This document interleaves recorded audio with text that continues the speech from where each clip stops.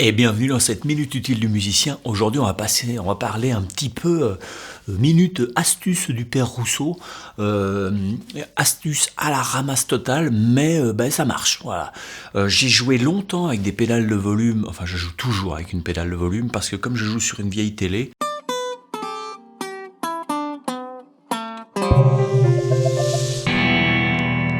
je peux pas faire le coup du violoning avec mon petit doigt, c'est trop. Et je me suis habitué au pied.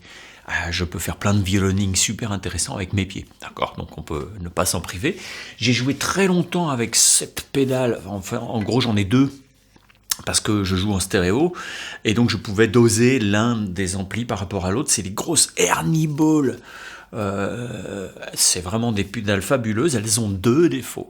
Le premier défaut, c'est qu'elles sont ouvertes et du coup, quand même, mine de rien, tous les quelques années, mais vraiment peut-être tous les 2 ans, je vais peut-être faire changer le potard ici, les potards, parce que là c'est une stéréo celle-ci.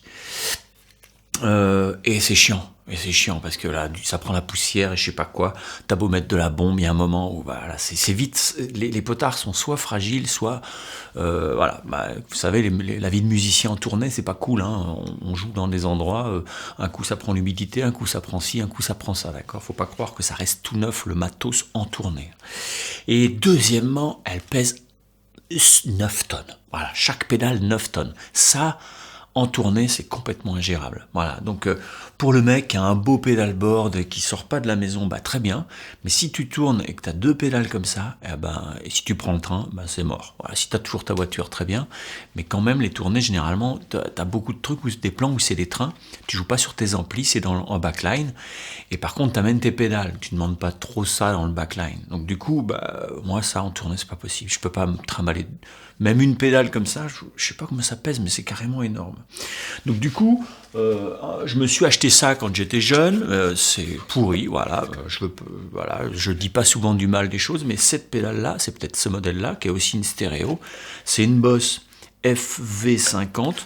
Ça bouffe un son pas possible. Ça m'amène, c'est de la merde. Voilà. Pour moi, celle-là, en tout cas, elle est merdique. Et ensuite, je suis tombé sur une autre Boss qui marche bien, qui est un peu grosse et un peu lourde aussi, mais beaucoup moins lourde que la Ernie Ball, d'accord, qui est, alors le modèle, j'en sais rien. Voilà, vous voyez à quoi elle ressemble, comme ça vous la reconnaîtrez, d'accord. Et elle a un avantage, c'est qu'elle est un peu fermée. Et du coup, celle-ci, ça fait au moins, c'est la FV500H. Elle a un truc sympa, c'est que comme elle est fermée, elle prend moins la poussière, et bizarrement, celle-là, elle fait pas des... Voilà, comme faisait l'Ernie Ball. Les Ernie Ball, au bout d'un moment, quand les potards prennent la merde, ça finit par faire des...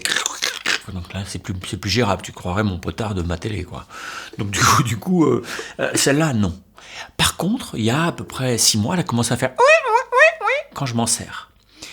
Alors là, j'ai trouvé une astuce, je me suis dit je vais mettre de l'huile d'olive parce que je suis quand même un amateur d'huile d'olive, mais l'huile d'olive, je me suis dit c'est un truc alimentaire, peut-être que ça dure pas bien dans le temps, ça va se mettre à être poisseux, et voilà, parce que l'axe ici, là, il commençait à être, je sais pas, un peu cradingue, un peu, je sais pas quoi. Donc j'ai trouvé de l'huile qui est faite pour la mécanique, c'est de l'huile, moi j'ai pris de la 5W40 parce que c'est ce que je mets dans ma Toyota, d'accord.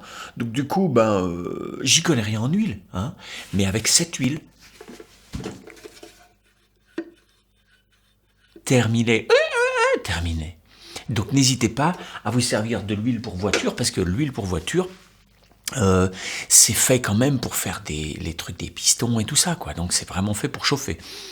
Il y a plein de mecs puristes qui vont dire « Mais t'es grand malade, t'as qu'à mettre de l'huile de silicone faite exprès ou je sais pas quoi, ou de l'huile de pépins de raisin. » Il y a toujours des spécialistes de tout. Moi, je m'en tape. Là, j'avais besoin que ça arrête de couiner pour faire une vidéo. J'ai mis ça et ça a arrêté de couiner. Donc, n'achetez pas forcément de l'huile super chère juste pour faire ça. Je sais que les guitaristes, on est branchés matos et tout, mais je pense vraiment que des fois, il faut se débrouiller autrement. J'ai trempé une tige filetée là-dedans. L'huile était bien prise comme un truc de miel. J'ai fait pouf, j'ai fait tomber une goutte de l'autre côté, j'ai fait coucou pendant 14 secondes et ça marche. Voilà, petite astuce du jour. N'hésitez pas à mettre de l'huile de voiture dans vos pédales. À prendre avec un peu d'humour. Si vous n'avez pas d'humour, allez vous en acheter à Super U. Bye bye, ciao.